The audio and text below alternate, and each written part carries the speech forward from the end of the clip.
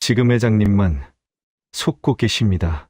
낡은 작업복을 입은 남자가 무릎을 꿇고 태산그룹 회장에게 속삭였습니다. 이 계약에 절대 사인하시면 안 됩니다. 회장의 손에 쥐어져 있던 펜이 계약서 위에서 멈춰 섰습니다. 수십 명의 임원과 기자들, 그리고 수백억이 걸린 계약서 앞에서 모두가 믿을 수 없다는 얼굴로 그 남자를 바라봤습니다. 낡은 작업복, 기름때 묻은 손. 누가 봐도 이 자리에 있을 이유가 없는 계약직 시설 직원이었습니다. 저 계약직 시설 직원이 왜 수백억이 걸린 계약을 막았을까요? 도대체 이 남자의 정체는 무엇일까요? 사연 시작 전 구독과 좋아요를 눌러주시고 어디서 듣고 계신지 댓글 남겨주시면 당신의 하루에 작은 기적이 깃들기를 바라겠습니다. 새벽 12시 40분이었습니다. 태성그룹 본사 건물 지하 복도에는 형광등 하나가 깜빡이고 있었습니다. 불빛이 들어왔다 나갔다 하는 통에 복도가 계속 어두워졌다 밝아졌다를 반복했습니다. 박준호는 그 복도 한가운데서 무릎을 꿇고 앉아 있었습니다. 손에는 낡은 공구를 쥐고 있었고요. 작업복 소매는 몇 번이나 빨아서 색이 다 바랬습니다. 팔꿈치 부분은 천이 닳아서 얇아져 있었습니다. 준호는 전기 배선한 문을 열고 안을 들여다보고 있었습니다. 땀이 이마를 타고 흘러내렸습니다. 닦을 겨를도 없이 계속 작업을 하고 있었습니다. 그때였습니다. 뒤쪽에서 발소리가 들렸습니다. 보안 요원이었습니다. 보안 요원은 손목시계를 힐끗 보더니 입을 열었습니다. 아직도 안 끝났어요? 목소리에 짜증이 가득했습니다. 당신 때문에 내가 퇴근을 못하잖아요. 준호는 고개를 들어 보안 요원을 올려다봤습니다. 죄송합니다. 거의 다 끝났습니다. 목소리가 작았습니다. 준호는 다시 고개를 숙이고 작업을 계속했습니다. 보안 요원은 비웃듯이 코웃음을 쳤습니다. 아까도 거의 끝났다면서요? 준호는 아무 말도 하지 못했습니다. 보안 요원은 계속 말을 이었습니다. 아, 진짜. 계약직은 이래서 안 돼요. 책임감도 없고. 보안 요원은 준호의 가슴에 달린 명찰을 내려다봤습니다. 거기에는 계약직 박준호라고 적혀 있었습니다. 박준호? 몇 년째 계약직이에요? 3년? 5년? 준호는 여전히 대답하지 않았습니다. 손가락만 계속 움직이며 배선을 만지고 있었습니다. 정규직은 꿈도 못 꾸겠네요. 이 속도론. 보안 요원은 그렇게 말하고는 돌아섰습니다. 멀어져 가면서도 중얼거리는 소리가 들렸습니다. 시설직 한 명 때문에 아직도 퇴근 못하네. 복도에 다시 정적이 흘렀습니다. 준호는 손에 쥔 공구가 미세하게 떨리는 것을 느꼈습니다. 하지만 멈출 수 없었습니다. 작업을 끝내야 했습니다. 바로 그때였습니다. 주머니 속 휴대폰이 진동했습니다. 준호는 공구를 내려놓고 휴대폰을 꺼냈습니다. 화면에 떠오른 번호를 보는 순간 준호의 얼굴이 굳었습니다.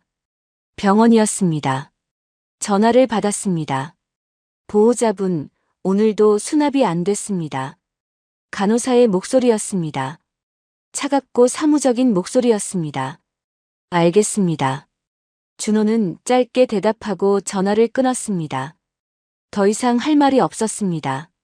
변명을 해봤자 달라지는 건 없었으니까요.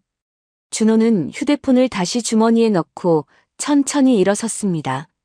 무릎을 꿇고 앉아 있었더니 다리가 저렸습니다. 몇 번 주물러야 감각이 돌아왔습니다. 일어서서 고개를 들었을 때였습니다. 복도 벽에 커다란 포스터가 눈에 들어왔습니다. 포스터에는 환하게 웃고 있는 회장의 얼굴이 있었습니다. 그 아래에는 큰 글씨로 이렇게 적혀 있었습니다. 연금 노후자금 운용 계약 서명식. 내일이면 서명식이 열린다는 뜻이었습니다. 포스터 속 회장은 밝게 웃고 있었지만 지금 준호가 서 있는 이 복도는 너무나 어두웠습니다. 그 대비가 묘하게 느껴졌습니다. 준호는 공구함을 들고 복도를 걸어가기 시작했습니다. 이제 정말 작업을 끝내고 퇴근해야 할 시간이었습니다. 그런데 이상했습니다. 평소에는 이 시간에 불이 꺼져 있어야 하는 곳에서 불빛이 새어나오고 있었습니다. 비상회의 준비실이었습니다. 문틈 사이로 희미한 불빛이 보였습니다. 이 시간에? 준호는 무심코 발걸음을 멈췄습니다. 회의 준비실은 주로 낮에만 사용하는 곳이었습니다. 이렇게 한밤중에 불이 켜져 있는 경우는 거의 없었습니다. 준호는 조심스럽게 다가갔습니다. 그리고 문 쪽으로 귀를 기울였습니다. 안에서 목소리가 들렸습니다. 낮고 조급한 목소리였습니다. 그런데 이상했습니다. 한국말이 아니었습니다. 중국어였습니다. 서명만 받으면 끝입니다. 준호는 순간 온몸이 굳었습니다. 중국어였습니다. 분명히 중국어로 말하고 있었습니다. 그리고 준호는 그 말을 정확히 알아들을 수 있었습니다. 중국에서 대학을 다닌 적이 있었으니까요. 금융학을 전공했고 통역도 부전공으로 공부했었습니다. 그 시절의 중국어 실력이 아직 남아 있었습니다. 준호는 반사적으로 손에 들고 있던 손전등을 껐습니다. 그리고 벽에 바짝 붙어 섰습니다. 숨소리마저 죽였습니다. 안에서 계속 중국어 대화가 이어졌습니다. 회장은 안정적인 연금 계약으로 알고 있습니다. 그 순간 준호의 머릿속에 방금 본 포스터가 떠올랐습니다. 내일 있을 서명식, 연금 운용 계약. 혹시 이 대화가 그 계약과 관련이 있는 걸까요? 준호는 더 집중해서 들었습니다. 심장이 빠르게 뛰기 시작했습니다. 새벽 12시 40분, 태성그룹 본사 지하. 아무도 보지 않는 이 밤에 무언가 이상한 일이 일어나고 있었습니다. 그리고 그것을 가장 보이지 않는 사람, 계약직 시설 직원 박준호가 우연히 듣게 되었습니다. 이 밤은 준호의 평범한 일상이 끝나는 밤이 될 것이었습니다. 준호는 숨을 죽인 채 문틈에 귀를 바짝 갖다 댔습니다. 안에서 들리는 중국어가 또렷했습니다. 그리고 그 내용이 점점 더 충격적으로 변해갔습니다. 서명만 하면 돈은 외국에 숨겨둔 비밀 계좌로 들어갑니다. 준호는 그 순간 손에 쥔 공구를 놓칠 뻔했습니다. 공구가 손가락 사이에서 미끄러졌습니다. 준호는 황급히 다른 손으로 받아냈습니다. 금속이 바닥에 떨어지는 소리라도 났다면 큰일 날 뻔했습니다. 이를 악물고 소리를 참았습니다. 심장이 너무 빠르게 뛰어서 그 소리가 문 안까지 들릴 것 같았습니다. 문틈 사이로 희미하게 안이 보였습니다. 한 남자의 뒷모습이었습니다. 고급스러운 양복을 입고 있었습니다. 천이 부드럽게 빛났습니다. 손목에는 반짝이는 시계가 있었습니다. 형광등 불빛에 시계가 번쩍였습니다. 그 남자가 계속 중국어로 말하고 있었습니다. 노인들 연금이야 몇 년 뒤 문제죠. 그때 가서는 어차피. 말끝을 흐렸지만 준호는 그 뒤에 이어질 말을 충분히 짐작할 수 있었습니다. 준호의 눈빛이 완전히 바뀌었습니다. 처음에는 당황스러웠던 눈빛이 이제는 분노로 가득 찼습니다. 노인들의 연금, 평생 일하며 모은 돈, 노후를 의지할 마지막 희망. 그것을 이렇게 빼돌리려 한다는 겁니까? 준호는 주먹을 꽉 쥐었습니다. 손톱이 손바닥을 파고들었습니다. 바로 그때였습니다. 안에서 통화가 끝나는 기척이 들렸습니다. 의자가 삐걱거리는 소리가 났습니다. 누군가 일어서는 소리였습니다. 준호는 황급히 몸을 돌렸습니다. 복도 한쪽에 큰 배관이 있었습니다. 준호는 그 배관 뒤로 재빨리 몸을 숨겼습니다. 작업복이 배관에 스치면서 바스락 소리가 났지만 다행히 크지 않았습니다. 문이 열렸습니다. 삐걱하는 소리와 함께 불빛이 복도로 쏟아져 나왔습니다. 한 남자가 밖으로 나왔습니다. 60대 초반쯤 되어 보이는 남자였습니다. 깔끔하게 빗어 넘긴 머리, 고급스러운 양복, 그리고 차갑게 빛나는 눈빛. 남자는 복도를 둘러봤습니다. 그러다가 어둠 속에서 무언가를 발견한 듯 움찔했습니다. 배관 뒤에 숨은 준호의 그림자가 희미하게 보였던 것입니다. 남자의 얼굴이 순간 긴장으로 굳었습니다. 누군가 있다는 걸 느낀 것이었습니다. 누구요? 날카로운 목소리였습니다. 남자는 몇 걸음 다가왔습니다. 준호는 숨을 멈췄습니다. 어떻게 해야 할까요? 도망쳐야 할까요?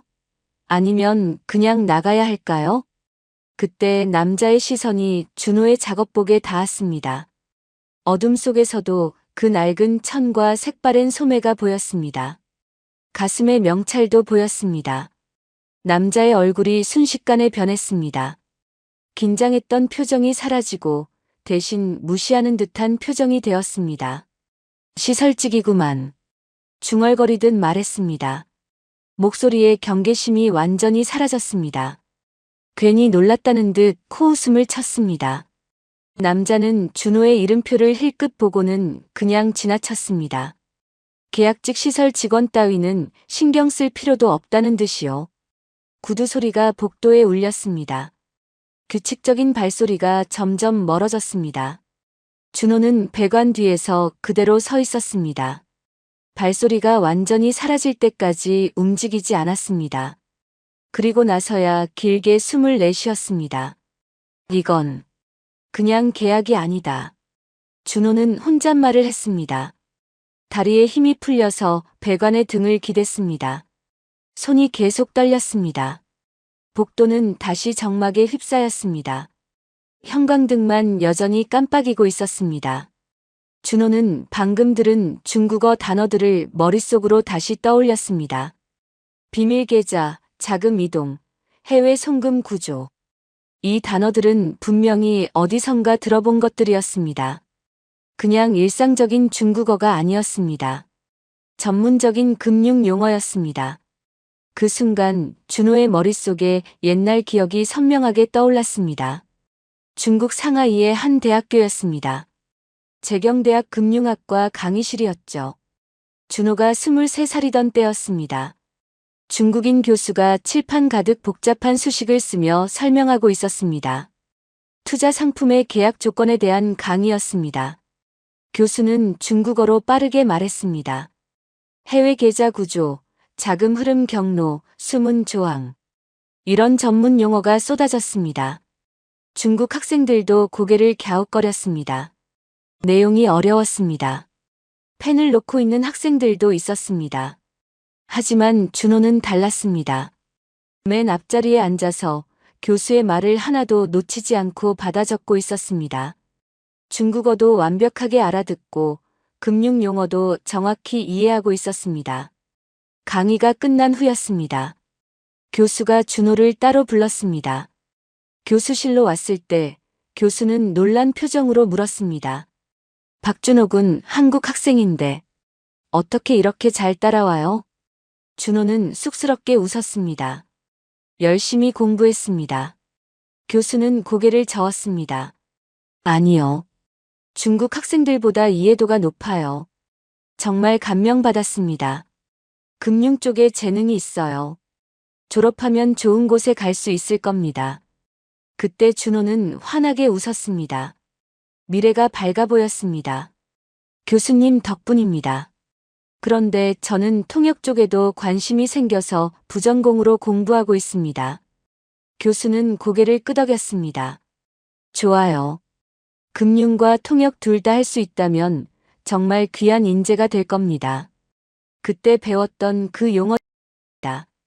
방금 비밀 회의실에서 들은 그 중국어가 바로 그때 교수가 가르쳐준 금융범죄 수법에 대한 용어들과 똑같았습니다. 준호는 그 내용을 정확히 이해할 수 있었습니다. 단순히 중국어를 안다는 것을 넘어서 금융 전문 용어까지 완벽하게 알아들을 수 있었던 것입니다. 준호는 배관에서 몸을 일으켰습니다. 다리가 아직 떨렸지만 눈빛은 달라져 있었습니다. 그때의 그 능력이 지금 이 순간을 위한 것이었나. 더 이상 무기력한 눈빛이 아니었습니다. 결심이 서린 눈빛이었습니다. 준호는 주먹을 꽉 쥐었습니다. 준호는 새벽 2시가 넘어서야 회사를 나섰습니다. 지하철은 이미 끊긴 시간이었습니다. 밤거리를 걸어서 집으로 향했습니다. 차가운 바람이 얼굴을 스쳤습니다. 작업복 사이로 바람이 파고들었습니다. 40분을 걸어서 도착한 곳은 낡은 빌라 건물이었습니다. 준호의 집은 반지하였습니다. 계단을 내려가니 좁은 문이 나왔습니다. 녹슨 문고리를 돌려 문을 열었습니다. 습기 냄새가 코를 찔렀습니다. 벽에는 곰팡이가 피어 있었습니다. 아무리 닦아도 며칠 지나면 다시 생겼습니다. 문틈에는 분홍색 종이가 꽂혀 있었습니다. 전기요금 독촉장이었습니다. 준호는 신발을 벗고 방으로 들어갔습니다. 작은 원룸이었습니다.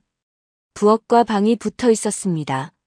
창문은 반쯤 땅에 묻혀 있어서 바깥에 사람들 발만 보였습니다. 냉장고를 열었습니다. 안에는 찬밥이 담긴 통 하나와 김치만 있었습니다. 준호는 한숨을 쉬었습니다. 가스레인지 위에 라면이 1개 놓여 있었습니다. 내일 점심까지 이걸로 버텨야 했습니다. 물을 끓이지 않았습니다. 배가 고팠지만 그냥 참기로 했습니다. 가스비도 아껴야 했으니까요. 책상으로 다가갔습니다. 책상 위에는 서류들이 쌓여 있었습니다. 전부 병원에서 온 것들이었습니다. 맨 위에 있는 고지서를 집어들었습니다. 빨간 글씨로 미납이라고 찍혀 있었습니다. 준호는 고지서를 내려놓고 휴대폰을 꺼냈습니다. 사진첩을 열었습니다. 가장 먼저 나온 사진은 어머니였습니다. 3년 전 사진이었습니다. 어머니는 건강하게 웃고 있었습니다. 환한 미소였습니다. 하지만 지금 어머니는 병원 침대에 누워 계셨습니다. 뇌출혈로 쓰러지신 후 한쪽 몸을 제대로 쓰지 못하셨습니다. 재활 치료를 받아야 했지만 돈이 없었습니다. 준호는 휴대폰을 내려놓고 책상 서랍을 열었습니다. 안에서 낡은 노트 1권이 굴러나왔습니다. 중국어로 빼곡히 적힌 노트였습니다. 표지를 펼치자 붉은 글씨가 보였습니다. 상하이 재경대학 금융학과 우수상. 그 글자를 보는 순간 준호의 머릿속에 기억이 떠올랐습니다. 대학교 4학년 가을이었습니다. 중국의 한 증권사에서 인턴 합격 통보가 왔습니다. 최종 면접까지 통과한 것이었습니다. 졸업하면 바로 정식 직원으로 채용된다는 조건이었습니다. 준호는 그날 너무 기뻤습니다. 기숙사 방에서 어머니에게 전화를 걸었습니다. 엄마, 저 합격했어요. 증권사 인턴. 전화기 너머로 어머니의 기쁜 목소리가 들렸습니다. 정말? 우리 아들 정말 잘했네. 고생한 보람이 있구나. 그날 밤이었습니다. 한국에서 다시 전화가 왔습니다. 이모였습니다. 이모의 목소리는 떨리고 있었습니다. 준호야, 엄마가 쓰러지셨어. 지금 응급실이야. 준호는 그 순간 머릿속이 하얘졌습니다. 다음 날 비행기를 타고 급히 한국으로 돌아왔습니다. 병원에 도착했을 때 의사가 말했습니다. 뇌출혈입니다. 수술을 해야 합니다. 수술비가 3천만 원 정도 듭니다. 준호는 그 자리에 주저앉을 뻔했습니다. 3천만 원. 가진 돈이라곤 100만 원도 안 됐습니다. 수술 후에도 재활 치료가 필요합니다. 매달 200만 원 정도 드실 겁니다. 의사의 말이 계속 이어졌지만 준호는 제대로 듣지 못했습니다. 결국 친척들에게 돈을 빌렸습니다. 이것저것 긁어 모아 수술비를 마련했습니다. 하지만 재활 치료비는 계속 나갔습니다. 중국으로 돌아갈 수 없었습니다. 증권사에 인턴 포기각서를 써서 보냈습니다. 그렇게 준호의 꿈은 끝났습니다. 일자리를 구해야 했습니다. 하지만 졸업장도 없는 상태였습니다. 건설 현장에서 막노동을 시작했습니다. 하루 12시간씩 일했습니다. 온몸이 아팠지만 참았습니다. 1년 후에는 공장으로 옮겼습니다. 조금 더 나은 곳이었습니다. 하지만 거기도 계약직이었습니다. 그 다음은 경비 일을 했습니다. 밤새 서 있어야 했습니다. 다리가 퉁퉁 부었습니다. 그리고 지금은 시설직이었습니다. 3년째 계약직이었습니다. 정규직으로 전환될 기회는 한 번도 오지 않았습니다. 준호는 노트를 덮었습니다. 책상에 엎드렸습니다. 내가 나서면 바로 잘리겠지. 혼잣말이었습니다. 목소리가 떨렸습니다. 계약직이 회사의 비밀을 폭로한다? 누가 믿어주겠습니까? 오히려 업무 방해로 해고당할 게 뻔했습니다. 그러면 어머니 병원비는 어떻게 감당합니까? 바로 그때였습니다. 창문 밖에서 소리가 들렸습니다. 발소리였습니다. 술 취한 남자들의 목소리가 들렸습니다. 야, 잠깐만. 담배 한 대 피우고 가자. 준호는 고개를 들었습니다. 창문 너머로 두 남자의 다리가 보였습니다. 비틀거리고 있었습니다. 갑자기 창문에 침 뱉는 소리가 났습니다. 유리창에 뭔가 흘러내렸습니다. 여기 사는 새끼 맨날 불 켜놓네. 한 남자가 말했습니다. 그러더니 창문을 발로 툭툭 찼습니다. 다른 남자는 담배를 피우며 쟤를 창문 틀에 털어냈습니다.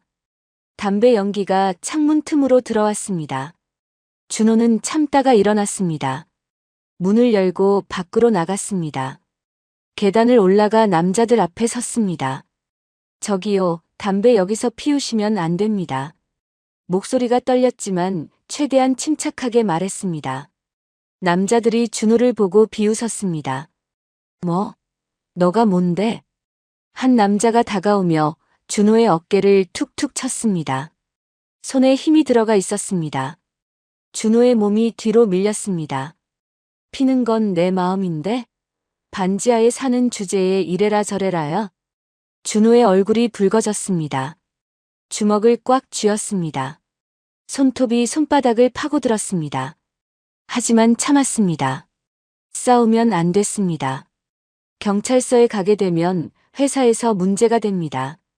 계약직은 그런 일로도 잘릴 수 있었습니다.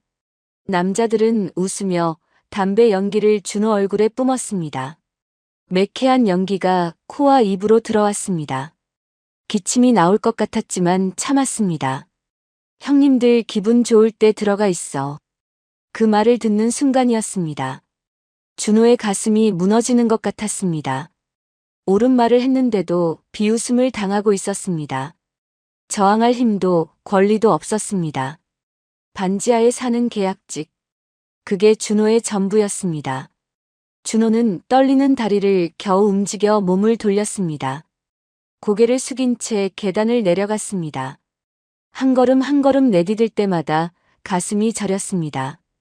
뒤에서 남자들이 킥킥거리며 웃는 소리가 들렸습니다. 문을 열고 방으로 들어갔습니다. 문을 닫는 순간 다리에서 힘이 쭉 빠졌습니다. 문에 등을 기댄 채 주저앉았습니다. 밖에서 남자들이 웃으며 지나가는 소리가 들렸습니다. 거지 같은 놈. 그 말이 문틈으로 스며들었습니다. 준호는 눈을 감았습니다. 주먹을 쥔 손이 계속 떨렸습니다. 분노인지 굴욕감인지 무력함인지 알 수 없었습니다. 아니, 전부였습니다. 준호는 떨리는 손으로 커튼을 바짝 당겼습니다. 불을 껐습니다. 어둠이 방을 가득 채웠습니다. 그 어둠 속에서 준호는 벽에 기대 앉았습니다. 숨을 죽였습니다. 울음이 터질 것 같았지만 참았습니다. 울 자격조차 없는 것 같았습니다. 대학까지 나왔지만 아무것도 할 수 없는 사람. 어머니도 지키지 못하는 사람. 술 취한 남자들에게 비웃음 당하는 사람. 준호는 무릎을 끌어안았습니다. 얼굴을 무릎에 묻었습니다. 잠이 오지 않았습니다. 천장을 멍하니 바라봤습니다. 머릿속에는 계속 같은 문장이 맴돌았습니다. 외국 비밀 계좌. 노인들의 연금이 사라진다는 것. 그걸 알면서도 아무것도 하지 않는다는 것. 하지만 내가 할 수 있는 게 뭐가 있을까요? 회사에서도 골목에서도 어디서도 목소리를 낼 수 없는 사람인데. 준호는 눈을 감았습니다. 하지만 잠들 수 없었습니다. 다음 날 아침이었습니다. 준호는 거의 잠을 이루지 못했습니다. 새벽 5시에 일어나 씻고 나왔습니다. 거울을 보니 눈 밑에 다크서클이 짙게 내려앉아 있었습니다. 출근 시간은 오전 8시였지만 준호는 7시에 회사에 도착했습니다. 일찍 가서 일을 시작하는 게 습관이었습니다. 그래야 상사들에게 찍히지 않았으니까요. 회사 로비에 들어서자 분위기가 평소와 달랐습니다. 사람들이 분주하게 오가고 있었습니다. 대형 현수막이 걸려 있었습니다. 연금 노후자금 운용계약 서명식을 축하합니다라고 쓰여 있었습니다. 준호는 그 현수막을 올려다봤습니다. 가슴이 답답했습니다. 내일이면 서명식이었습니다. 그러면 모든 게 끝나는 것입니다. 지하로 내려가 작업복으로 갈아입었습니다. 오늘은 본관 건물 냉난방 점검 일정이 잡혀 있었습니다. 회장실이 있는 층도 포함되어 있었습니다. 점심시간이 되었습니다. 준호는 구내식당으로 갔습니다. 식판을 들고 줄을 섰습니다. 앞에 선 직원들이 서로 이야기를 나누고 있었습니다. 내일 서명식 때문에 난리도 아니야. 그러게. 우리 팀은 오늘 밤샘 각오해야 한대. 준호는 아무 말 없이 밥을 받았습니다. 구석진 테이블로 갔습니다. 혼자 앉는 자리였습니다. 옆 테이블에서도 직원들이 계속 이야기하고 있었습니다. 근데 이번 계약 진짜 대단한 거래. 노인들 연금을 안정적으로 운용한다잖아. 회장님 정말 대단하신 것 같아. 이런 좋은 일을 생각하시다니. 비서실장님도 몇 달 동안 준비하셨대. 밤낮 없이 일하셨다던데. 준호는 숟가락을 든 손이 멈췄습니다. 밥이 목으로 넘어가지 않았습니다. 억지로 물을 마시며 삼켰습니다. 식사를 마치고 다시 일을 시작했습니다. 오후 3시쯤 회장실이 있는 15층으로 올라갔습니다. 냉난방 점검을 해야 했습니다. 복도는 조용했습니다. 두꺼운 카펫이 깔려 있어서 발소리가 나지 않았습니다. 이곳은 지하와는 완전히 다른 세계였습니다. 준호는 복도 한쪽 벽에 있는 냉난방 제어 장치 앞에 섰습니다. 공구함을 열고 점검을 시작했습니다. 바로 옆이 회장실이었습니다. 그때였습니다. 회장실 문이 열렸습니다. 준호는 고개를 들지 않고 점검을 계속했습니다. 계약직 시설 직원이 고개를 든다는 건 실례였으니까요. 기석 씨, 이번 계약 당신이 없었으면 못했어요. 여자 목소리였습니다. 나이든 여성의 목소리였지만 힘이 있었습니다. 회장 윤서연이었습니다. 회장님을 위해서라면 당연한 일입니다. 남자 목소리가 대답했습니다. 어젯밤 비상회의실에서 중국어로 통화하던 그 목소리였습니다. 한기석 비서실장이었습니다. 준호의 손이 미세하게 떨렸습니다. 하지만 계속 점검하는 척했습니다. 30년. 당신은 내 가족이나 다름없어요. 회장의 목소리가 들렸습니다. 따뜻한 목소리였습니다. 진심이 담긴 목소리였습니다. 준호는 눈을 들어 슬쩍 옆을 봤습니다. 회장이 비서실장의 손을 두 손으로 꼭 잡고 있었습니다. 비서실장은 고개를 숙이고 있었습니다. 회장님, 과분한 말씀입니다. 아니에요. 정말 고마워요. 이번 계약으로 많은 노인들이 편안한 노후를 보낼 수 있을 거예요. 회장의 얼굴에는 밝은 미소가 있었습니다. 진심으로 좋은 일을 한다고 믿고 있는 표정이었습니다. 준호는 가슴이 무너지는 것 같았습니다. 회장은 아무것도 모르고 있었습니다. 30년을 함께한 사람을 완전히 믿고 있었습니다. 저 사람을. 회장님은 전부 믿고 계시구나. 준호는 작게 중얼거렸습니다. 주먹을 꽉 쥐었습니다. 두 사람이 복도를 걸어 멀어졌습니다. 엘리베이터를 타고 내려가는 소리가 들렸습니다. 준호는 고개를 들었습니다. 복도가 비어 있었습니다. 그때였습니다. 준호는 문득 생각했습니다. 지금이 기회일지도 모른다고요. 회장도 비서실장도 없는 지금이요. 준호는 주변을 살폈습니다. 복도에는 아무도 없었습니다. 심장이 빠르게 뛰기 시작했습니다. 비서실 문으로 다가갔습니다.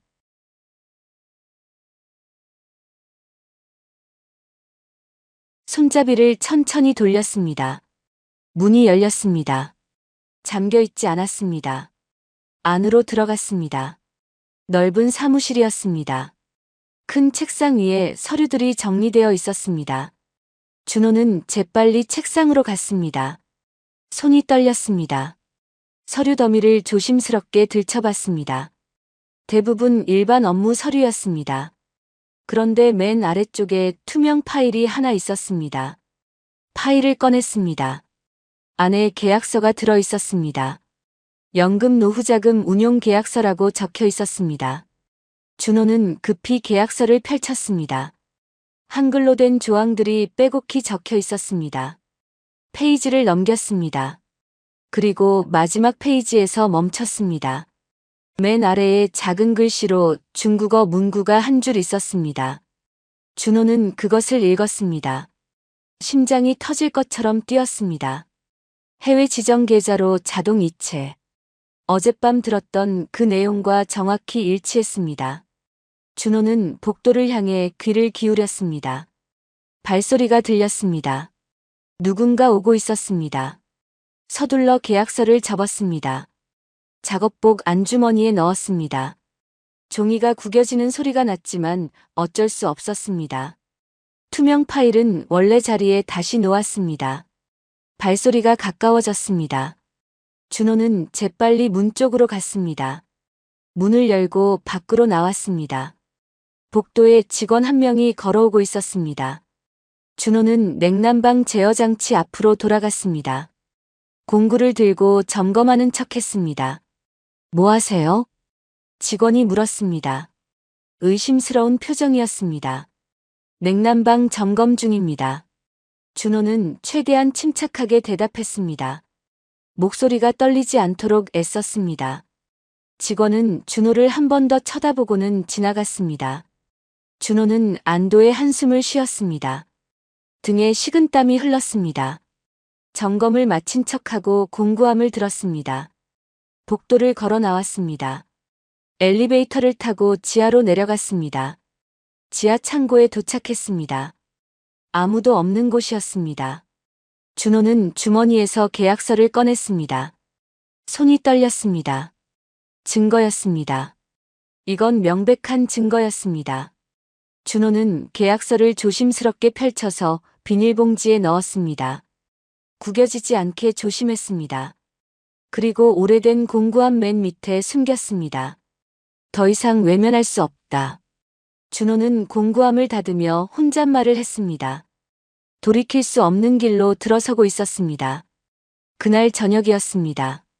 준호는 퇴근 시간이 되어도 회사를 나가지 않았습니다.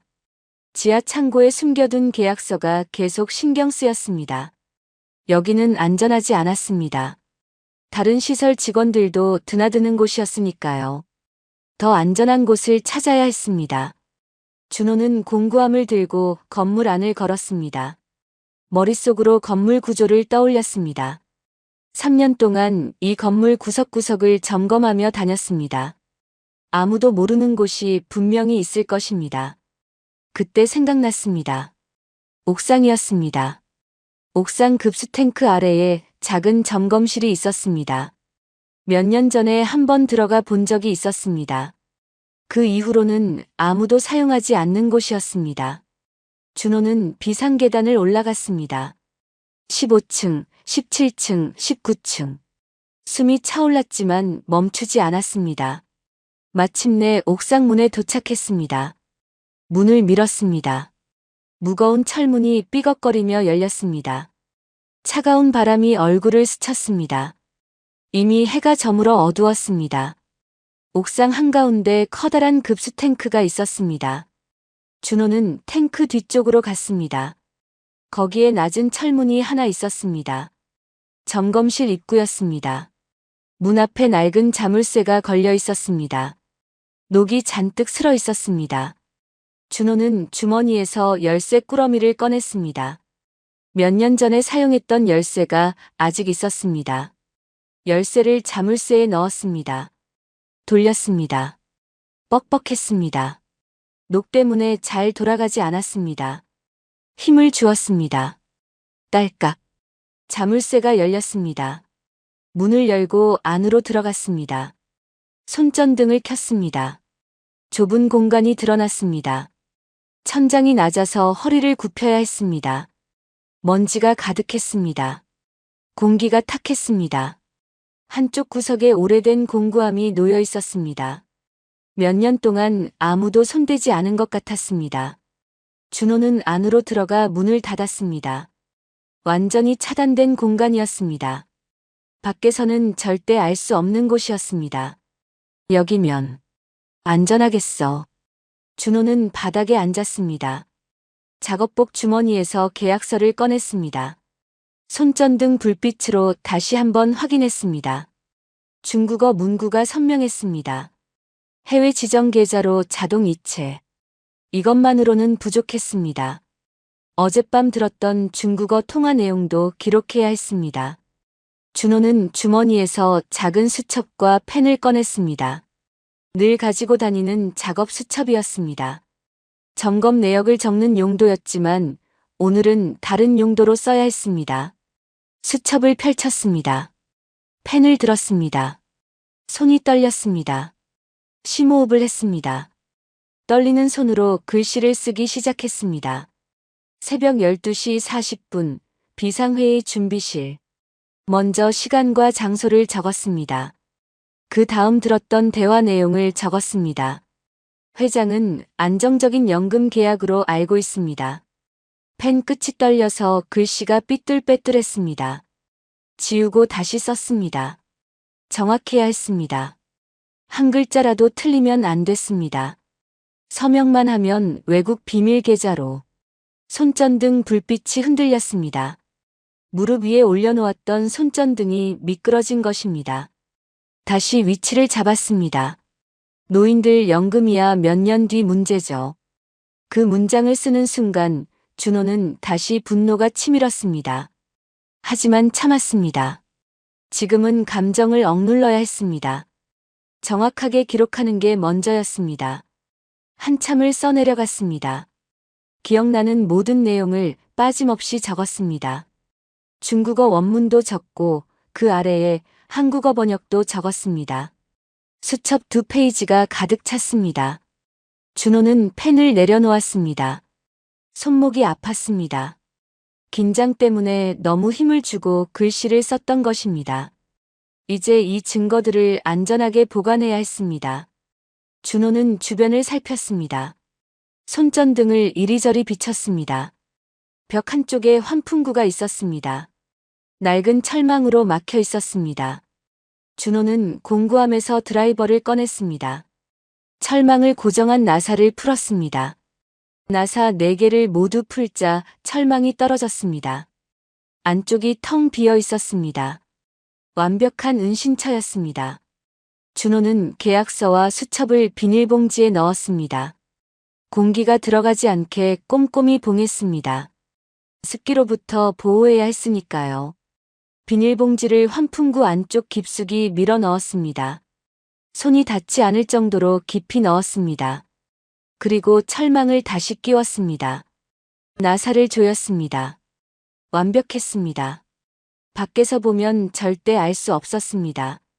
하지만 준호는 불안했습니다. 혹시 이 위치를 잊어버리면 어떡하죠? 사진을 찍어야 했습니다. 휴대폰을 꺼냈습니다. 카메라를 켰습니다. 환풍구를 찍었습니다. 주변 모습도 찍었습니다. 나중에 찾을 수 있도록요. 사진을 확인했습니다. 선명했습니다. 하지만 이 사진도 위험했습니다. 누군가 휴대폰을 보면 들킬 수 있었습니다. 준호는 사진을 삭제했습니다. 머릿속으로 위치를 외웠습니다. 환풍구 왼쪽에서 2번째, 바닥에서 50cm 높이. 계속 반복해서 외웠습니다. 그때였습니다. 밖에서 소리가 들렸습니다. 발소리였습니다. 누군가 옥상으로 올라오고 있었습니다. 준호는 재빨리 손전등을 껐습니다. 어둠 속에서 숨을 죽였습니다. 발소리가 가까워졌습니다. 여기 왜 이렇게 어두워? 남자 목소리였습니다. 경비였습니다. 손전등 불빛이 급수탱크 주변을 비쳤습니다. 점검실 쪽으로 다가오는 것 같았습니다. 준호는 가슴이 철렁했습니다. 하지만 경비는 멀리서만 확인하고 돌아갔습니다. 발소리가 멀어졌습니다. 옥상 문이 닫히는 소리가 들렸습니다. 준호는 긴 한숨을 쉬었습니다. 땀이 등을 타고 흘렀습니다. 10분 정도 더 기다렸습니다.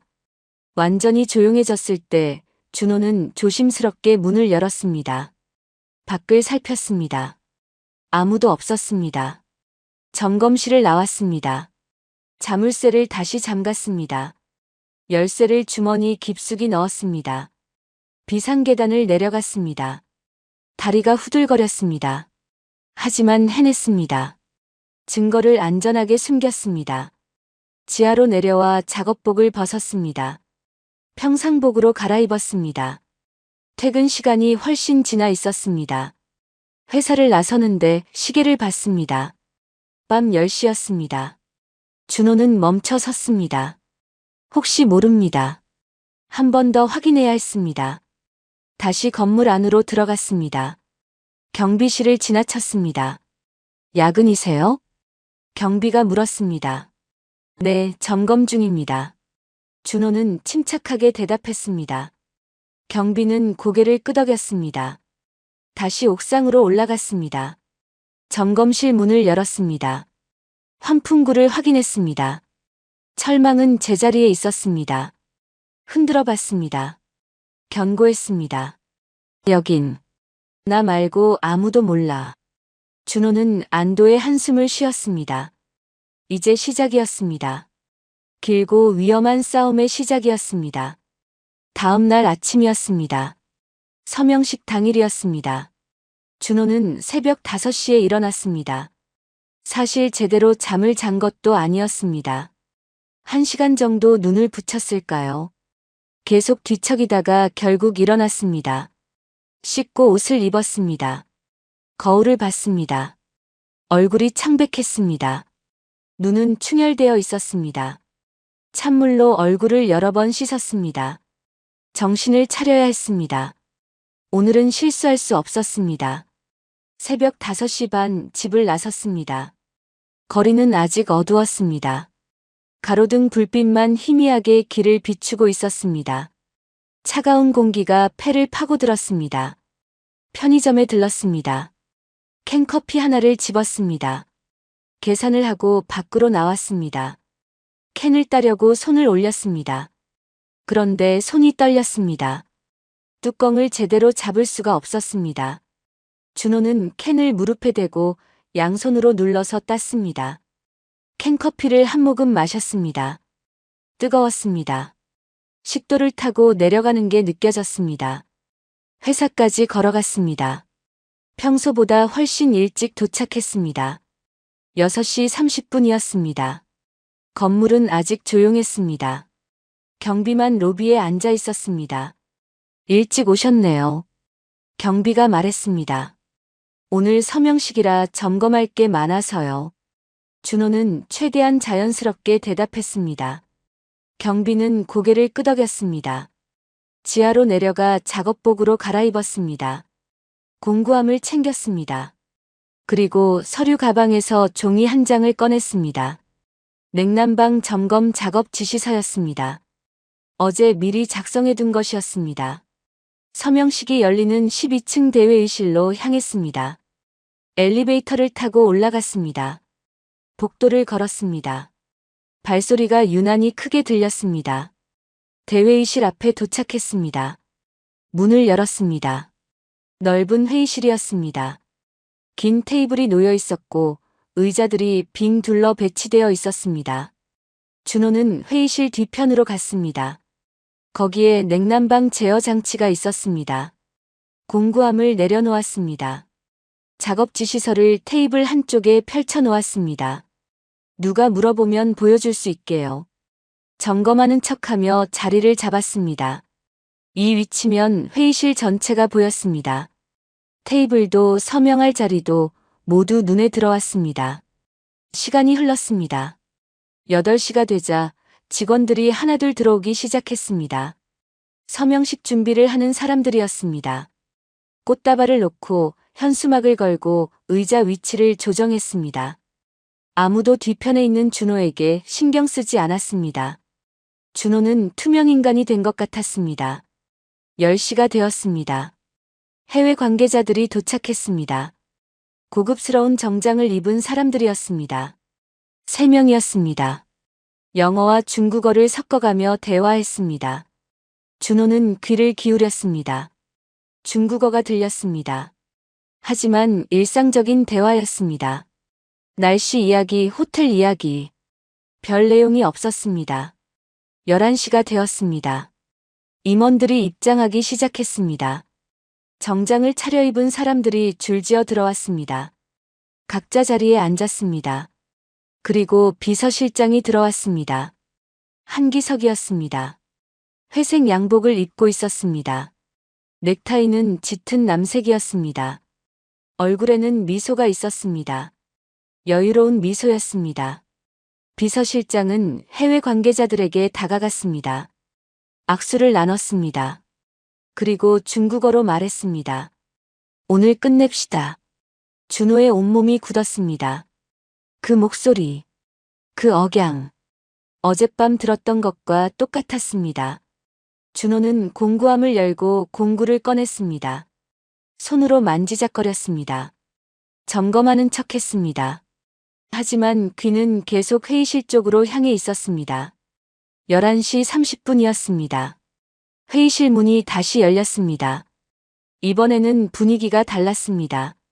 모두가 일어섰습니다. 회장이 들어왔습니다. 윤서연 회장이었습니다. 흰색 정장을 입고 있었습니다. 머리는 단정하게 올려 묶었습니다. 얼굴에는 환한 미소가 있었습니다. 여러분, 오늘이 정말 뜻깊은 날입니다. 회장의 목소리가 회의실에 울렸습니다. 밝고 따뜻한 목소리였습니다. 이번 계약으로 많은 어르신들이 안정적인 노후를 보낼 수 있게 됩니다. 우리 회사가 사회에 기여할 수 있는 기회를 주신 모든 분들께 감사드립니다. 박수 소리가 터졌습니다. 임원들이 박수를 쳤습니다. 해외 관계자들도 박수를 쳤습니다. 준호는 공구를 쥔 손에 힘을 주었습니다. 손이 떨렸습니다. 저 사람들은 모릅니다. 이 계약이 무엇인지, 무슨 일이 벌어질지. 회장이 테이블 앞에 섰습니다. 비서실장이 파란색 파일을 가져왔습니다. 파일을 열었습니다. 안에 계약서가 들어 있었습니다. 계약서를 테이블 위에 펼쳤습니다. 여러 장이었습니다. 하얀 종이 위에 빼곡한 글씨들이 보였습니다. 회장이 펜을 집었습니다. 금색 펜이었습니다. 햇빛에 반짝였습니다. 펜 끝이 서명란 위로 내려갔습니다. 준호의 심장이 미친 듯이 뛰었습니다. 쿵쾅쿵쾅. 온 회의실에 들릴 것 같았습니다. 귀에서 윙윙 소리가 났습니다. 그때였습니다. 비서실장의 시선이 잠깐 준호 쪽으로 왔습니다. 1초도 안 되는 순간이었습니다. 하지만 준호는 그 시선을 느꼈습니다. 비서실장은 금방 시선을 돌렸습니다. 시설직 따위는 신경 쓸 필요가 없다는 듯이요. 회장의 손이 움직였습니다. 펜 끝이 종이에 닿으려고 했습니다. 지금 아니면 끝이다. 준호는 마음속으로 중얼거렸습니다. 다리에 힘을 주었습니다. 일어서려고 했습니다. 하지만 몸이 움직이지 않았습니다. 무릎이 떨렸습니다. 발이 땅에 붙은 것처럼 무거웠습니다. 회장의 펜이 점점 더 종이에 가까워졌습니다. 준호는 이를 악물었습니다. 주먹을 쥐었습니다. 그리고 한 걸음 앞으로 내딛었습니다. 준호는 회의실 뒤편에서 한 걸음 앞으로 나섰습니다. 다리가 후들거렸습니다. 하지만 멈출 수 없었습니다. 2걸음, 3걸음. 회장이 앉아있는 테이블 쪽으로 걸어갔습니다. 작업복 자락이 바람에 흔들렸습니다. 구두 소리가 회의실에 울렸습니다. 사람들이 고개를 돌렸습니다. 누군가 걸어오는 소리에 주목한 것입니다. 한 임원이 인상을 찌푸리며 말했습니다. 지금 뭐 하는 거야? 시설직이. 목소리에 짜증이 섞여 있었습니다. 중요한 순간을 방해받은 것에 대한 불쾌함이었습니다. 준호는 멈추지 않았습니다. 회장 바로 옆까지 다가갔습니다. 테이블과 회장 사이, 그 좁은 공간으로 들어갔습니다. 회장이 고개를 들어 준호를 올려다봤습니다. 놀란 표정이었습니다. 펜을 든 손이 공중에서 멈췄습니다. 준호는 무릎을 꿇었습니다. 바닥에 무릎이 닿는 소리가 났습니다. 그리고 회장의 귀에 얼굴을 가까이 했습니다. 회장님. 작은 목소리였습니다. 하지만 또렷했습니다. 떨렸지만 분명했습니다. 지금 회장님만 속고 계십니다. 회장의 눈이 커졌습니다. 펜을 쥔 손이 미세하게 떨렸습니다. 준호는 계속 말했습니다. 귓속말이었습니다. 하지만 절박했습니다. 이 계약은 연금을 지키는 계약이 아닙니다. 회의실이 술렁이기 시작했습니다. 사람들이 웅성거렸습니다. 무슨 일인지 몰라 당황하는 표정들이었습니다. 비서실장이 벌떡 일어났습니다. 의자가 뒤로 밀리며 소리를 냈습니다. 얼굴이 굳어 있었습니다. 지금 무슨 짓이야? 목소리가 날카로웠습니다. 당황과 분노가 섞여 있었습니다. 하지만 준호는 멈추지 않았습니다. 계속 회장의 귀에 대고 말했습니다. 노인들 연금이 외국 비밀 계좌로 빠져나갑니다. 회장의 손에서 펜이 떨어질 뻔했습니다. 황급히 다시 잡았습니다. 준호는 마지막 말을 했습니다. 제가 직접 들었습니다. 중국어로. 회장이 준호의 얼굴을 똑바로 봤습니다. 눈과 눈이 마주쳤습니다. 회장의 눈빛이 변했습니다. 처음의 놀람이 이제는 의심과 혼란으로 바뀌었습니다. 비서실장이 테이블을 돌아 다가왔습니다. 준호의 어깨를 잡으려고 손을 뻗었습니다. 회장님, 이 청년은 계약직입니다. 분명 오해입니다. 목소리가 급했습니다. 평소의 침착함은 온데간데 없었습니다. 해외 관계자들도 웅성거렸습니다. 중국어와 영어가 섞여 들렸습니다. 무슨 일이냐고 묻는 소리, 당황하는 소리가 들렸습니다. 회장은 천천히 펜을 내려다봤습니다. 그 금색 펜을. 방금 전까지 서명하려던 바로 그 펜을. 회의실에 침묵이 흘렀습니다. 길고 무거운 침묵이었습니다. 시계 소리만 똑딱똑딱 들렸습니다. 아무도 말하지 않았습니다. 아무도 움직이지 않았습니다. 모두가 회장을 바라봤습니다. 준호는 여전히 무릎을 꿇은 채였습니다. 고개를 숙이고 있었습니다. 심장이 터질 것처럼 뛰었습니다. 회장이 펜을 테이블 위에 내려놓았습니다. 천천히 조심스럽게. 펜이 테이블에 닿는 소리가 작게 났습니다. 그리고 천천히 일어섰습니다. 의자를 뒤로 밀고 일어섰습니다. 회의실의 모든 사람이 숨을 죽였습니다. 회장이 입을 열었습니다. 이 계약 보류합니다. 목소리가 회의실에 울렸습니다. 단호한 목소리였습니다. 떨림 없는 목소리였습니다. 지금부터 전문가 검토에 들어갑니다. 회의실이 다시 술렁였습니다. 이번에는 더 크게 술렁였습니다. 임원들이 서로 얼굴을 마주봤습니다. 놀라움과 당황이 가득한 표정들이었습니다. 해외 관계자들이 벌떡 일어났습니다. 서로 중국어로 빠르게 말을 주고받았습니다. 얼굴이 창백해진 사람도 있었습니다. 그들은 서류 가방을 집어들었습니다. 급히 회의실을 나가기 시작했습니다. 구두 소리가 복도로 멀어졌습니다. 비서실장은 그 자리에 굳어 있었습니다. 얼굴이 하얗게 질려 있었습니다. 입술이 파르르 떨렸습니다. 그는 준호를 노려봤습니다. 차갑고 날카로운 시선이었습니다. 증오와 분노가 가득한 눈빛이었습니다. 하지만 준호는 그 시선을 견뎠습니다. 고개를 들어 비서실장을 똑바로 봤습니다. 더 이상 고개를 숙이지 않았습니다. 회장이 준호에게 말했습니다. 일어나세요. 준호는 천천히 일어섰습니다. 무릎이 아팠습니다. 다리가 저렸습니다. 하지만 꼿꼿이 섰습니다.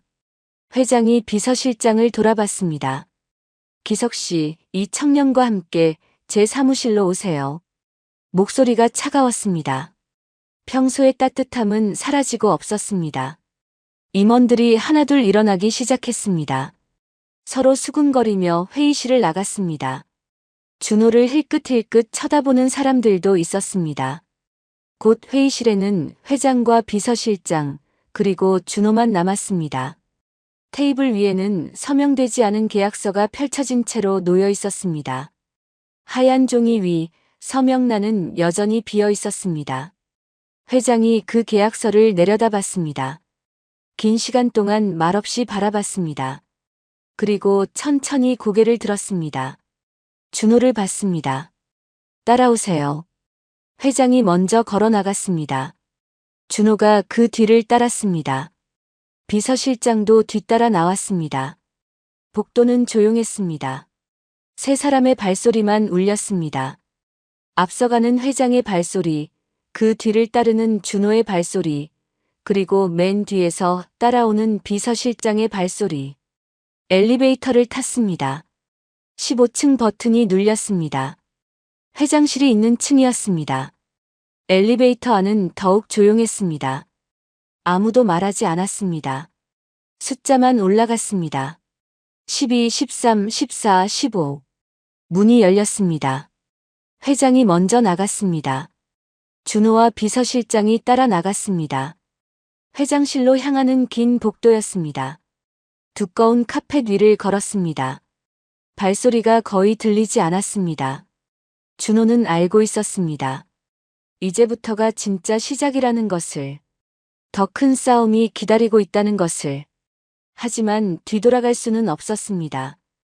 이미 선을 넘었습니다. 이제 끝까지 가야 했습니다. 회장실에서 나온 것은 오후 1시쯤이었습니다. 준호는 회장과 단둘이 이야기를 나눴습니다. 들었던 내용을 전부 말했습니다. 회장은 아무 말 없이 들었습니다. 표정이 점점 굳어졌습니다. 비서실장은 회장실 밖에서 기다렸습니다. 문이 닫혀 있어서 안의 대화는 들리지 않았습니다. 하지만 그는 계속 시계를 봤습니다. 초조한 표정이었습니다. 준호가 회장실을 나왔을 때 비서실장은 이미 사라지고 없었습니다. 오후 3시였습니다. 준호는 지하 휴게실에 있었습니다. 작업복을 벗고 평상복으로 갈아입으려던 참이었습니다. 휴대폰이 울렸습니다. 회사 내선 전화였습니다. 인사팀이었습니다. 박준호 씨, 지금 당장 인사팀으로 올라오세요. 차갑고 딱딱한 목소리였습니다. 준호는 숨을 깊이 들이마셨습니다.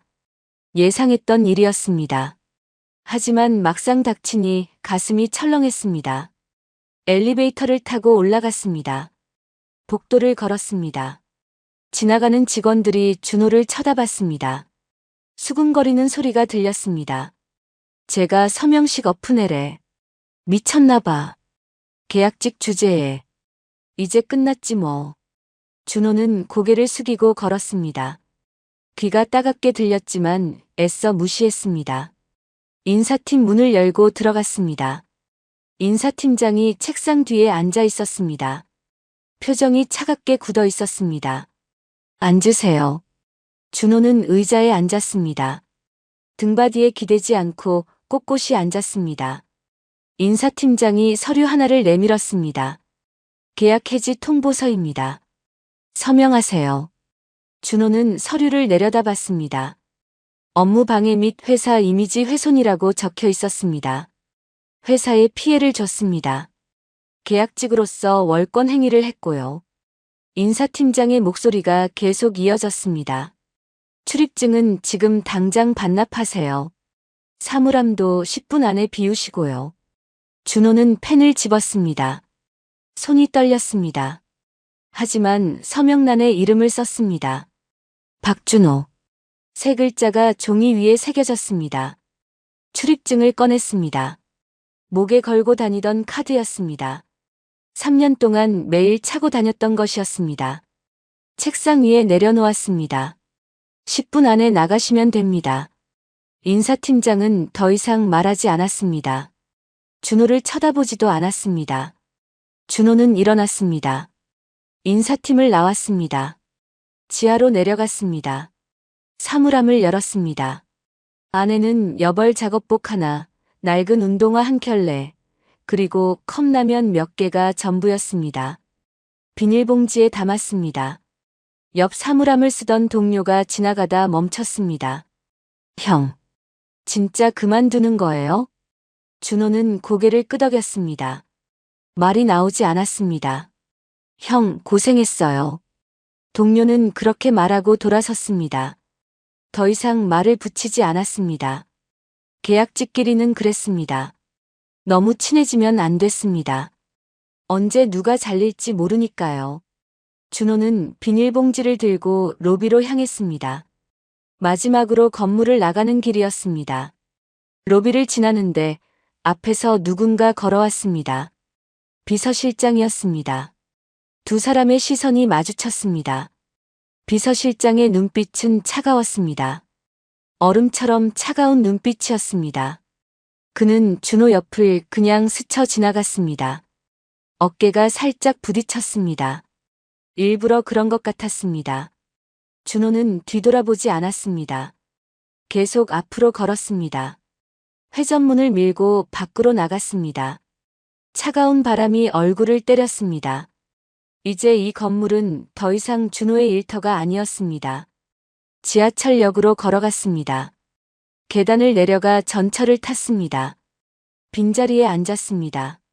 창밖을 멍하니 바라봤습니다. 어두운 터널이 계속 이어졌습니다.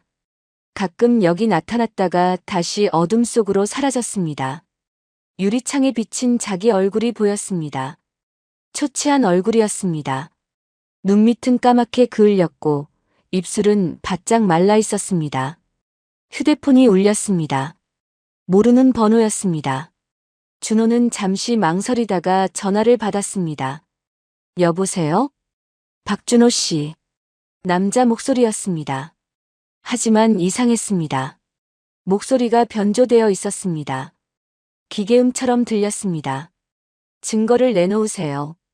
준호는 온몸이 굳었습니다. 전철 안이었지만 갑자기 주변이 조용해진 것 같았습니다. 뭘 믿고 그렇게 행동합니까? 목소리가 계속 이어졌습니다. 내 말 한마디면 자네, 지금보다 훨씬 더 힘든 인생 살게 됩니다. 건설 현장도 못 들어가요. 경비 자리도 없어요. 반지하 월세도 못 내게 만들 수 있어요. 준호는 아무 말도 하지 못했습니다. 입술이 떨렸지만 소리가 나오지 않았습니다. 그때 휴대폰에 문자가 왔습니다. 사진이었습니다. 병원이었습니다. 어머니가 계신 병원이었습니다. 병실 창문이 찍혀 있었습니다. 창밖에서 찍은 각도였습니다. 누군가 밖에서 지켜보고 있다는 뜻이었습니다. 준호의 손이 떨렸습니다. 휴대폰을 떨어뜨릴 뻔했습니다. 전화 목소리가 다시 들렸습니다. 끝까지 가면 책임질 수 있겠어요? 또 문자가 왔습니다. 어머니 병원비 우리가 내줄 수도 있어요. 지금 현명한 선택하면 정규직도 가능합니다. 잘 생각하세요. 오늘 밤 12시까지. 전화가 끊겼습니다. 뚜마이너스 하는 소리만 남았습니다. 준호는 다음 역에서 급히 내렸습니다. 플랫폼에 서서 휴대폰을 쥐고 있었습니다. 지나가는 사람들이 준호를 힐끗거렸습니다. 준호는 길가에 주저앉았습니다. 무릎을 끌어안았습니다. 이걸 넘기면 아무것도 안 남아. 혼잣말이었습니다. 목소리가 떨렸습니다. 하지만 어머니는요? 어머니가 위험합니다. 어머니를 어떻게 지킵니까? 준호는 어머니에게 전화를 걸었습니다. 연결음이 울렸습니다. 한 번, 두 번, 세 번. 하지만 받지 않았습니다. 끊겼습니다. 준호는 벌떡 일어났습니다. 병원으로 가야 했습니다. 지금 당장. 계단을 뛰어 올라갔습니다. 반대편 플랫폼으로 갔습니다. 병원 쪽으로 가는 전철을 탔습니다. 전철이 움직이는 내내 준호는 주먹을 쥐고 있었습니다. 손바닥에 땀이 흥건했습니다. 무사하셔야 해. 제발. 준호는 계속 중얼거렸습니다. 전철이 너무 느리게 가는 것 같았습니다. 병원에 도착했을 때는 오후 5시였습니다. 준호는 숨을 헐떡이며 병실로 뛰어들어갔습니다. 병실 문을 열었습니다. 어머니는 침대에 누워 계셨습니다. 텔레비전을 보고 계셨습니다.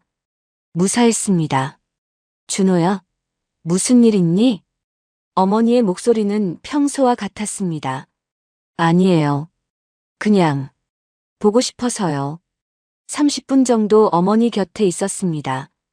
어머니 옆에 있다는 것만으로 마음이 조금 진정되었습니다. 병원을 나선 것은 6시쯤이었습니다.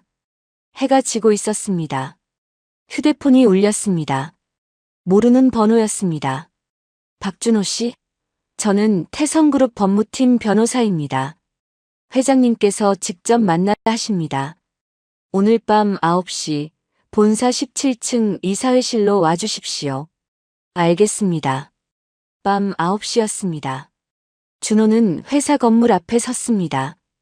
경비에게 이름을 대고 안으로 들어갔습니다. 17층 이사회실 문 앞에 섰습니다.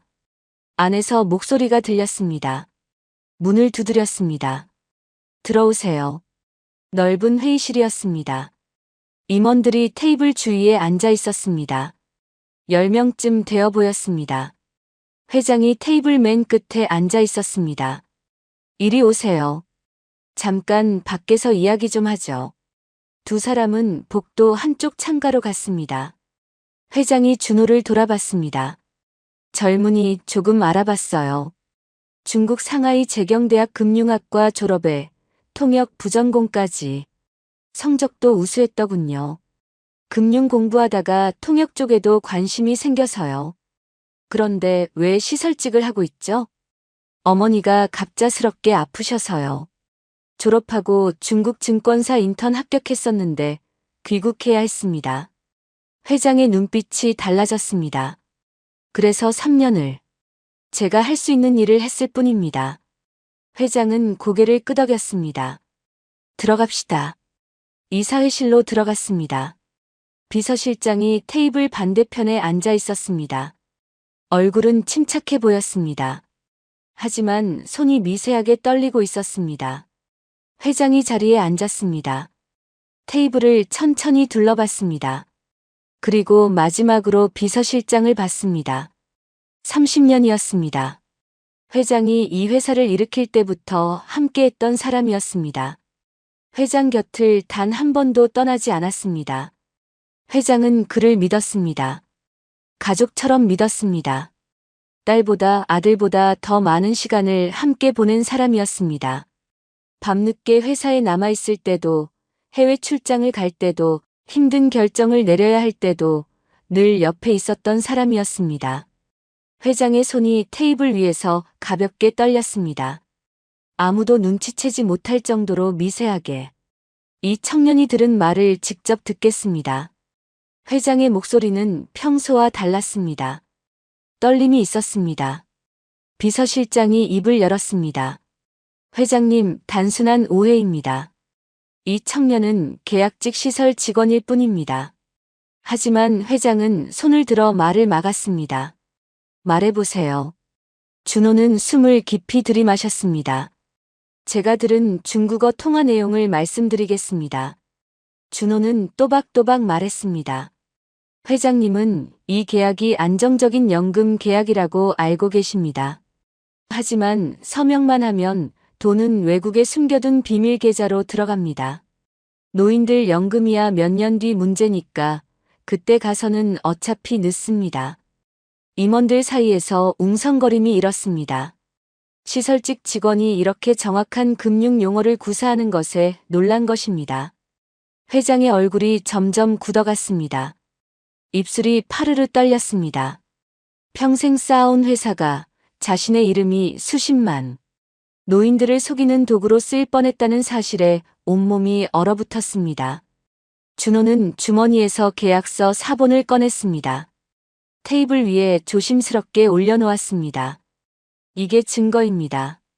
법무팀 변호사가 계약서를 집어들었습니다. 페이지를 넘겼습니다. 맨 아래 작은 글씨로 적힌 중국어 문구를 봤습니다. 얼굴이 굳었습니다. 회장님, 이건. 계약서를 회장에게 건넸습니다. 회장이 계약서를 받아들었습니다. 손이 떨렸습니다. 종이를 잡은 손에 핏줄이 붉어졌습니다. 맨 아랫줄을 읽었습니다. 한 글자 한 글자 천천히. 해외 지정 계좌로 자동 이체. 회장의 목소리가 떨렸습니다. 계약서를 쥔 손에 힘이 들어갔습니다. 종이가 구겨졌습니다. 회장의 가슴이 무너져 내리는 것 같았습니다. 30년을 함께한 사람이, 가족처럼 믿었던 사람이 자신의 뒤통수를 쳤다는 것이 믿기지 않았습니다. 이건 명백한 횡령 구조입니다. 법무팀 변호사의 목소리가 회의실에 울렸습니다. 회장은 천천히 고개를 들었습니다. 비서실장을 봤습니다. 눈빛이 흔들렸습니다. 믿고 싶지 않았습니다. 아직도 오해였으면 좋겠다고 생각했습니다. 30년이라는 시간이 거짓말일 리 없다고 믿고 싶었습니다. 비서실장은 침착한 표정을 유지하려 했습니다. 하지만 이마에 땀이 맺혔습니다. 입술이 바짝 말라 있었습니다. 회장님, 오해입니다. 제가 왜 그런 짓을... 기석 씨. 회장이 그의 이름을 불렀습니다. 목소리가 낮았습니다. 떨렸습니다. 30년이었습니다. 회장은 계약서를 테이블 위에 내려놓았습니다. 두 손을 테이블에 올렸습니다. 손가락이 미세하게 떨렸습니다. 30년 동안 당신을 믿었습니다. 제 가족보다 더 많은 시간을 함께 보냈습니다. 회장의 목소리가 점점 커졌습니다. 하지만 분노가 아니었습니다. 슬픔이었습니다. 제 딸 결혼식 날도 당신은 회사에 남아서 일했습니다. 제가 아파서 쓰러졌을 때도 당신이 병원에 달려왔습니다. 명절에도 휴일에도 당신은 늘 제 옆에 있었습니다. 회장의 눈가가 붉어졌습니다. 71세 노인의 눈에 눈물이 맺혔습니다. 비서실장이 벌떡 일어났습니다. 의자가 뒤로 넘어갔습니다. 회장님, 저를 이렇게 의심하십니까? 30년을 함께한 사람을. 목소리가 높아졌습니다. 하지만 떨리고 있었습니다. 그럼 설명해 보세요. 회장도 천천히 일어났습니다. 비서실장을 똑바로 봤습니다. 이 계약서의 중국어 조항을 설명해 보세요. 이 청년이 들은 통화 내용을 설명해 보세요. 침묵이 흘렀습니다. 길고 무거운 침묵이었습니다. 비서실장은 입을 열었다 닫았다를 반복했습니다. 변명이 나오지 않았습니다. 얼굴이 점점 창백해졌습니다. 저는 회장님을 위해서, 나를 위해서. 회장의 목소리가 떨렸습니다. 수십만 노인들의 연금을 빼돌리는 게 나를 위한 겁니까? 평생 일하신 어르신들의 마지막 희망을 빼앗는 게 나를 위한 겁니까? 회장은 한 손으로 테이블을 짚었습니다. 다리에 힘이 풀린 것 같았습니다. 30년을 함께 했는데. 회장의 목소리가 끊어졌습니다. 다시 의자에 앉았습니다. 손으로 얼굴을 감쌌습니다. 어깨가 미세하게 떨렸습니다. 회의실이 조용해졌습니다. 아무도 말하지 못했습니다. 임원들은 고개를 숙였습니다. 회장은 잠시 그렇게 앉아 있었습니다. 숨을 고르고 있었습니다. 떨리는 손을 진정시키고 있었습니다. 그리고 천천히 얼굴에서 손을 내렸습니다. 눈은 붉었지만 눈빛은 단호했습니다. 더 이상 흔들리지 않았습니다. 그래서 더 용서할 수 없습니다. 회장이 법무팀을 봤습니다. 계약 즉시 중단. 한기석 비서실장 즉각 해임. 지금 당장 수사기관에 연락하세요. 법무팀 변호사가 고개를 끄덕였습니다. 전화를 꺼냈습니다. 비서실장이 다시 일어났습니다. 테이블을 짚고 몸을 지탱했습니다. 회장님, 제게 기회를 주십시오. 제가 잘못했습니다. 목소리가 떨렸습니다. 침착함은 완전히 사라졌습니다. 얼굴이 창백했습니다. 이마에 땀이 줄줄 흘렀습니다. 저도 노후가 불안했습니다. 회장님처럼 부자가 아니니까요. 은퇴하면 아무것도 없을 것 같아서. 그래서 변명이었습니다. 하지만 회장은 고개를 저으며 단호하게 말했습니다. 그래서 수십만 명의 노후를 빼앗으려 했습니까? 당신보다 더 가난한 사람들의 마지막 희망을 짓밟으려 했습니까? 회장의 목소리는 차갑게 식어 있었습니다. 더 이상 흔들리지 않았습니다. 기석 씨, 당신은 제게 가장 소중한 사람이었습니다. 하지만 지금은 더 이상 당신을 알 수 없습니다. 30년이라는 시간이 무색하게 당신은 낯선 사람이 되어버렸습니다. 문이 열렸습니다. 2명의 경비가 들어왔습니다. 뒤이어 경찰도 들어왔습니다. 비서실장의 얼굴에서 마지막 남은 혈색마저 사라졌습니다. 다리가 휘청거렸습니다. 경비들이 비서실장의 양쪽 팔을 잡았습니다. 놓으세요. 저는 30년을. 비서실장이 소리쳤습니다. 목이 쉰 소리였습니다. 30년은 오늘 당신이 스스로 무너뜨렸습니다. 회장의 마지막 말이었습니다. 차갑고 단호했습니다. 경비들이 비서실장을 이끌고 나갔습니다. 경찰이 뒤따랐습니다. 문 밖으로 나가면서 비서실장은 준호를 봤습니다. 증오에 찬 눈빛이었습니다. 네가 뭔데? 네가 뭔데? 목소리가 점점 작아졌습니다. 복도로 멀어졌습니다. 엘리베이터 문이 닫히는 소리가 들렸습니다. 회의실 문이 닫혔습니다. 침묵이 흘렀습니다. 회장은 의자에 앉은 채 테이블을 내려다보고 있었습니다. 손을 꼭 쥐고 있었습니다. 떨림을 멈추려는 듯이. 임원 한 명이 조심스럽게 입을 열었습니다. 회장님. 하지만 회장은 손을 들어 말을 막았습니다. 오늘 회의는 여기까지입니다. 모두 돌아가세요. 임원들이 하나둘 일어났습니다. 조용히 회의실을 나갔습니다. 준호도 나가려고 했습니다. 잠깐만 계세요. 회장의 목소리였습니다. 임원들이 모두 나가고 회의실에는 회장과 준호만 남았습니다. 회장은 여전히 테이블을 내려다보고 있었습니다.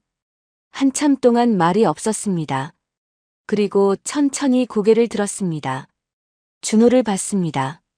눈가가 붉었습니다. 고맙습니다. 목소리가 작았습니다. 떨렸습니다. 당신이 아니었다면 저는 평생 후회하며 살았을 겁니다. 제 이름으로, 제 회사로 수십만 명을 속이는 일이 벌어질 뻔했습니다. 준호는 고개를 숙였습니다. 제가 할 수 있는 일을 했을 뿐입니다. 회장은 창밖을 봤습니다.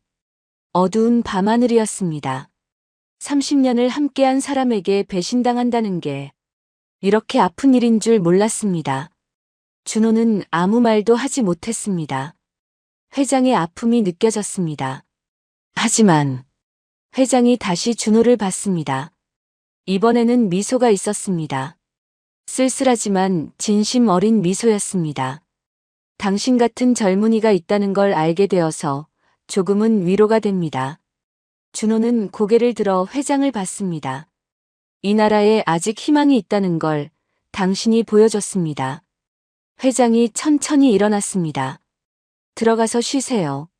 내일 다시 뵙겠습니다. 준호는 고개를 숙여 인사했습니다. 그리고 회의실을 나왔습니다. 복도는 조용했습니다. 준호는 엘리베이터를 탔습니다. 거울에 비친 자기 모습을 봤습니다. 지친 얼굴이었습니다. 하지만 후회는 없었습니다. 모든 것이 끝났습니다. 아니, 이제 시작이었습니다. 3개월이 지났습니다. 연금 운용 계약은 전면 취소되었습니다. 수십만 노인들의 노후 자금은 지켜졌습니다. 비밀 계좌로 빠져나갈 뻔했던 돈은 모두 안전하게 보호되었습니다. 뉴스에서도 이 사건을 다뤘습니다. 하지만 준호의 이름은 나오지 않았습니다. 본인이 요청한 것이었습니다. 어느 월요일 아침이었습니다. 준호는 휴대폰에서 문자를 확인했습니다. 오늘 오전 10시 회장실로 와주시기 바랍니다. 준호는 옷장을 열었습니다. 몇 달 전에 샀던 정장이 걸려 있었습니다. 면접 볼 때 입으려고 산 것이었습니다. 한 번도 입어보지 못한 정장이었습니다. 정장을 꺼내 입었습니다. 거울을 봤습니다. 낯선 모습이었습니다. 회사에 도착했습니다. 로비를 지나 엘리베이터를 탔습니다. 15층 버튼을 눌렀습니다. 회장실 앞에 섰습니다. 문을 두드렸습니다. 들어오세요. 회장이 책상 앞에 서 있었습니다. 준호를 보더니 책상을 돌아 나왔습니다. 그리고 준호 앞으로 천천히 다가왔습니다. 회장은 준호를 똑바로 봤습니다. 잠시 말없이 바라봤습니다. 그리고 천천히 깊게 고개를 숙였습니다. 90도로 허리를 굽혔습니다. 71세 회장이 29세 청년에게 고개를 숙인 것입니다. 흰 머리가 앞으로 숙여졌습니다. 준호는 깜짝 놀라 뒤로 물러섰습니다. 회장님, 안 됩니다. 이러시면. 황급히 말했습니다. 손을 뻗어 회장을 일으키려 했습니다. 하지만 회장은 그대로 고개를 숙인 채였습니다. 아니에요. 제가 해야 할 인사입니다. 회장의 목소리가 떨렸습니다. 고개를 숙인 채로 말을 이었습니다.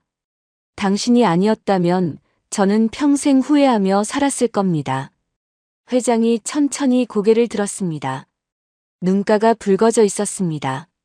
30년을 함께한 사람에게 속아서 제 이름으로, 제 회사로 수십만 어르신들의 노후를 망칠 뻔했습니다. 회장은 잠시 말을 멈췄습니다. 목이 메는 것 같았습니다. 손으로 눈가를 살짝 닦았습니다. 감사합니다, 정말. 진심으로 감사합니다. 회장이 준호의 손을 잡았습니다. 두 손으로 꼭 잡았습니다. 따뜻했습니다. 떨리고 있었습니다. 준호는 눈시울이 뜨거워졌습니다. 고개를 숙였습니다. 회장님, 고개를 드십시오. 제가 오히려 송구합니다. 아니에요.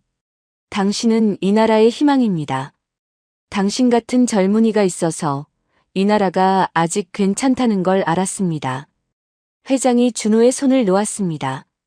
그리고 소파 쪽을 가리켰습니다. 앉으세요. 두 사람은 소파에 마주 앉았습니다. 회장이 서류 한 장을 내밀었습니다. 인사 발령 통지서였습니다. 해외사업 통번역팀 정규직 대리로 임명합니다. 준호는 서류를 받아들었습니다. 손이 떨렸습니다. 글씨가 흐릿하게 보였습니다. 감사합니다만 제가 받을 자격? 회장이 준호의 말을 끊었습니다. 당신이 회사를 구했어요. 당신이 정의를 지켰어요. 그 누구보다 자격이 있습니다. 회장이 다른 서류를 꺼냈습니다. 그리고 어머님 병원비와 치료비, 회사가 전액 지원합니다. 지금까지 밀린 병원비도 모두 처리했습니다. 준호는 숨이 막혔습니다. 말이 나오지 않았습니다. 눈물이 핑 돌았습니다. 이건 보상이 아니라 당연한 의무입니다. 아니, 제 속죄입니다. 당신 같은 인재를 3년 동안 시설직에 묶어둔 것에 대한 회장의 목소리가 진심으로 가득했습니다. 준호는 고개를 깊게 숙였습니다. 눈물이 떨어질 것 같아서 고개를 들 수 없었습니다.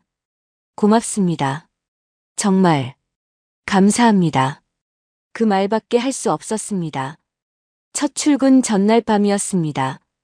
준호는 병원을 찾았습니다. 어머니 병실로 들어갔습니다. 어머니는 재활 치료를 받고 돌아온 참이었습니다. 얼굴에 혈색이 돌았습니다. 회사 지원으로 제대로 된 치료를 받기 시작한 덕분이었습니다. 아들아, 고생 많았다. 어머니가 준호의 손을 잡았습니다.